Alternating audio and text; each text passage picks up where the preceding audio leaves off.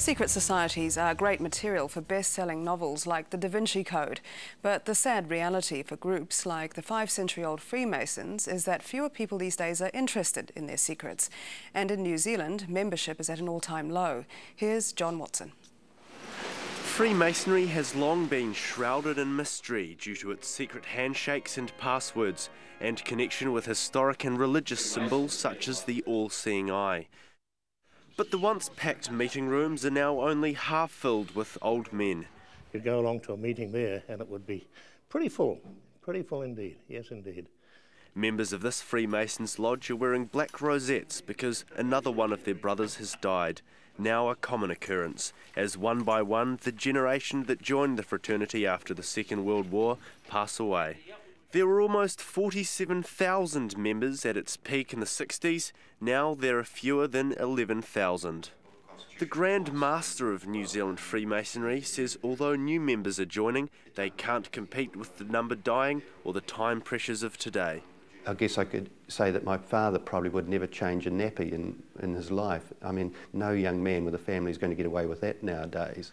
This decline is despite a spike in numbers when the Freemasons, known for their charitable work and donations, tried to raise their profile by inviting the public and TV3 into lodge meetings in 2004.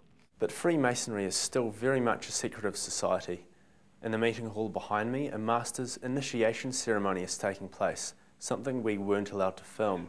Richard Clements, an ex-Master Mason and current Baptist minister, left because of the ritualistic ceremonies and warns others against joining. Some of these vows or pledges that you're asked to make are actually quite horrifying. You know, they are pretty graphic and pretty bloodthirsty.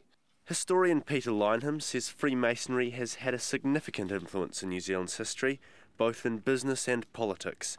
Past Prime Ministers have been Freemasons. I think the three of them that need to be picked out are in fact Massey, Holland in the 1950s and Holyoake in the 1960s.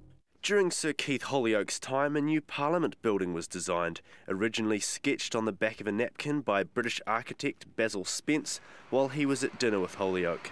The building was the Beehive, a Masonic symbol.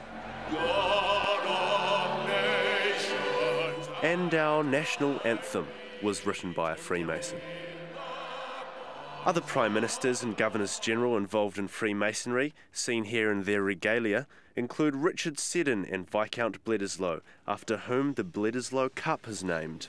And although Masonic membership may be low nowadays and only 2 current national MPs belong, it still has its roots firmly planted in New Zealand. It's estimated the New Zealand Freemasons own over $300 million of property and investments. John Watson, 3 News.